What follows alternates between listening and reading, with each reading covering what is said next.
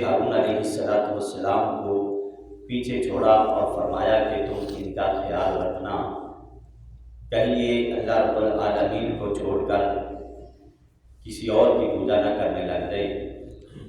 تو وہی ہوا، جب آپ واپس آئے تو لوگوں نے بچھڑے کو خدا بنا دیا۔ حضرت موسیٰ علیہ السلام اپنے بھائی سے ناراض ہوئے، جھگڑے بھی، اور فرمایا کہ میں تمہیں پیچھے چھوڑ کے گیا تھا اس لیے کہ ان کا خیال رکھنا۔ تو حضرت ہارون علیہ السلام فرماتے ہیں میرا اس میں کیا قصور، میں نے ان کو بڑا سمجھایا لیکن انہوں نے میری بات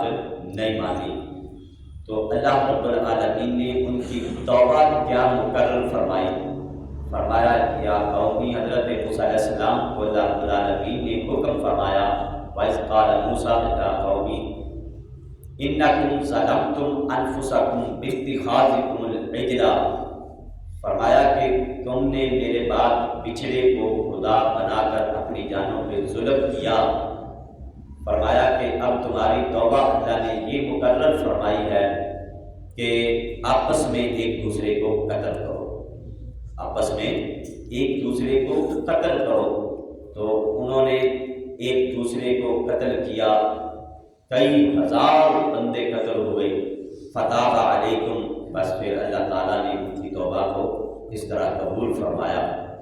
تو آج اگر ہم گناہ کرتے ہیں، اور کون کون سا گناہ ہے جو ہمارے اندر نہیں ہے، ہم ظاہراً بھی گناہ کرتے ہیں، چھپ کر بھی گناہ کرتے ہیں، سری بھی جہری بھی گناہ کرتے ہیں، اور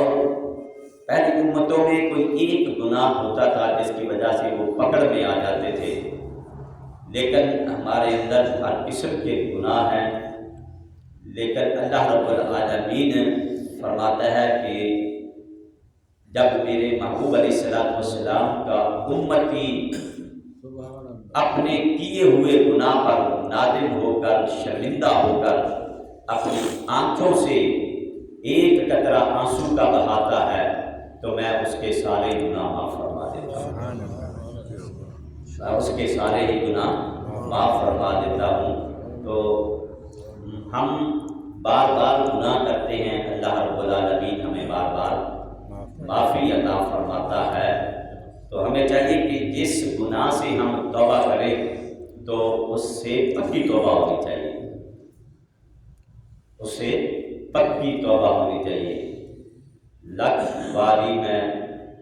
توبہ بنی میں ہاں بے اعتبارا، پھر بھی فضل تیرے دا مولا آسان رکھن والا۔ یعنی ہم نے بار بار توبہ کی ہے لیکن پھر ہم توبہ کو توڑ دیتے ہیں۔ اب ہمارا تو اعتبار ہی نہیں ہونا چاہیے، اعتبار ہی نہیں ہونا چاہیے کہ ہم نے کتنی دفعہ ایک گناہ سے توبہ کی، معافی مانگی، لیکن پھر ہم ویسے ہی جب مسجد سے نکلتے ہیں تو پھر ہم وہی گناہ، وہی ہماری کی ہوئی توبہ، ہم نے توبہ کو کوئی اہمیت ہی نہیں دی۔ تو پہلی امتیں جو ہے وہ عذاب میں گرفتار ہو جاتی تھی، ان کی شکلیں مسخ ہو جاتی تھی، شکلیں تبدیل کر دی جاتی، اور فرمایا فَأَرْسَلْنَا عَلَيْهِمُ الطُّوفَانَ وَالْجَرَادَ وَالْقُمَّلَ وَالضَّفَادِعَ وَالدَّمَ آیَاتٍ مُفَصَّلَاتٍ فَاسْتَكْبَرُوا وَكَانُوا قَوْمًا مُجْرِمِينَ۔